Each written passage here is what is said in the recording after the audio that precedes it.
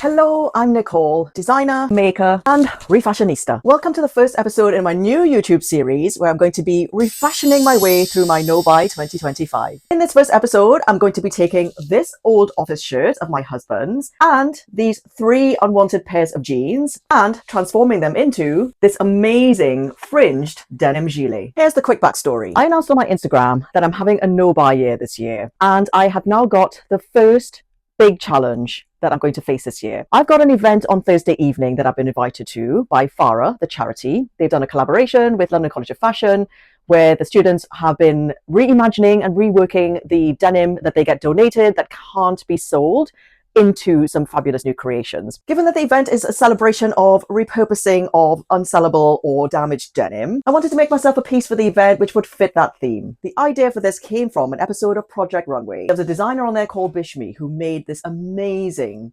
fringed denim jacket. And that for me is a perfect way to repurpose denim, because although I'm not a massive fan of patchwork, I am a huge fan of fringe. Normally, this is the stage where I would run onto Vinted and buy all the denim on Vinted. But that is old me. New no-buy me has scoured my entire house, raided my husband's wardrobe, raided my daughter's wardrobe, because I don't wear denim personally, and I managed to get not 1, not 2, but 3 pairs of jeans, plus a couple of offcuts that I saved that I can use to rework into a fabulous piece to wear to the event. This would be a great project if you're looking to repurpose any jeans or denim that have holes or distress or you just don't want anymore. And like me, you're not a massive fan of patchworked denim clothing. My husband has kindly donated this shirt to me, which I'm going to be using as the base for my project. It is a cotton office shirt that he's had in his wardrobe for probably going on 20 years and will likely never wear it again. So let's see if we can turn her into something fabulous using this waste denim. All right, let's get into the project. First up,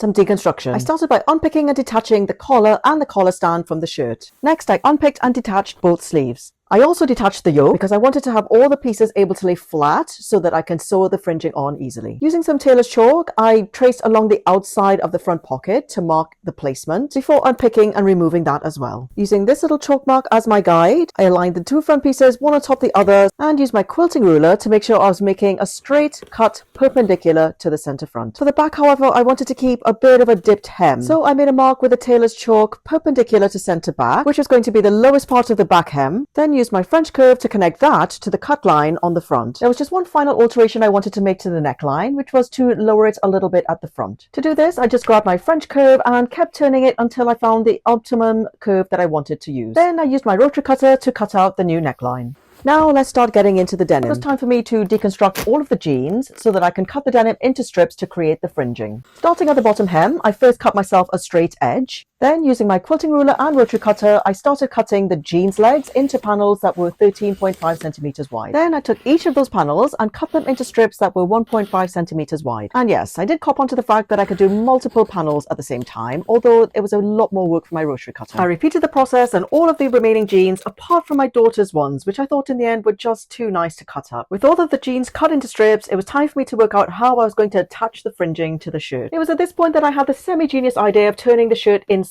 out so that the button and buttonhole placements would be reversed, as would be customary for a woman's wear garment. Starting at the top of the back piece, I drew myself a line using tailor's chalk, which would be my stitch guide for the first row of fringing. To make the fringing feel a little bit more staggered and dynamic, I decided to stitch each strip down at a bit of an angle and about 2/3 of the way up so that each row of strips would effectively create what looked like 2 tiers of fringing. I then positioned another strip below to work out what distance I needed to have between the rows of stitching lines. I decided on a measurement of 4 centimeters. So using my quilting ruler and tailor's chalk, I made a series of horizontal lines that were 4 centimeters apart going all the way down to the bottom of the shirt. In preparation for sewing, I decided to put all the strips into a bag and mix them up so that I would just pick them out and choose the colors at random. It was going to be far too time consuming to mark the stitch on every single strip, so I just did a little test, folding it over to check I was happy with the position before stitching it on. Then I just continued to sew along the stitch line, adding 1 strip at a time as I went. Then I basically just kept on going until I covered the entire back and most of the front of the shirt apart from the pocket placements. To give the gilet a bit more of a utilitarian feel, I decided to repurpose the pockets from one of the jeans and stitch them onto both fronts. I also painstakingly unpicked all of the decorative stitching on the pockets because I thought the orangey brown color was a little bit too distracting. With all of the fringing and the pockets sewn onto the shirt, it was now time to reattach the yoke pieces. I decided that it might look nice to recut the outer yoke using same denim from one of the jeans, but just repurposed the inner yoke that came with the shirt, with one small modification, of course. I sandwiched the top of the back piece of the gilet in between the two yoke pieces, with the right side of the inside yoke facing the wrong side of the gilet and the right side of the outer yoke facing the right side of the gilet. Then it was back to the machine to stitch all of those 3 layers together. I attached the outer yoke to the front pieces along the shoulder seams and then slip stitched the inner yoke to close the seam. Next, I removed the buttons from what was now the wrong side of the button stand and sewed them back onto what was now the right side. I finished off the neckline and the armholes by stitching some bias binding along the edges with right sides together, then turning the binding all the way to the wrong side and hand stitching it closed. All that was left to do was a simple double turn hem along the bottom,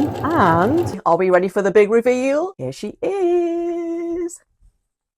My repurposed denim fringed gilet. Look at the fringing, look at the movement. Isn't she fabulous? I just love how this turned out. And let me tell you, I have surprised myself with how much I love this piece. I may be turning into a denim girly after all. I love it. Let's go in for a cheeky little try on. Honestly, this is the best bit of every project. Look at her! Look at her! I love the fact that she can be worn open or closed. And I can imagine her with a really slinky little dress underneath.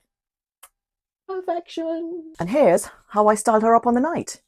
You can head over to my Instagram if you'd like to see more coverage of the actual event. But in the meantime, let me know what you thought about this transformation. And I'll see you in the next video.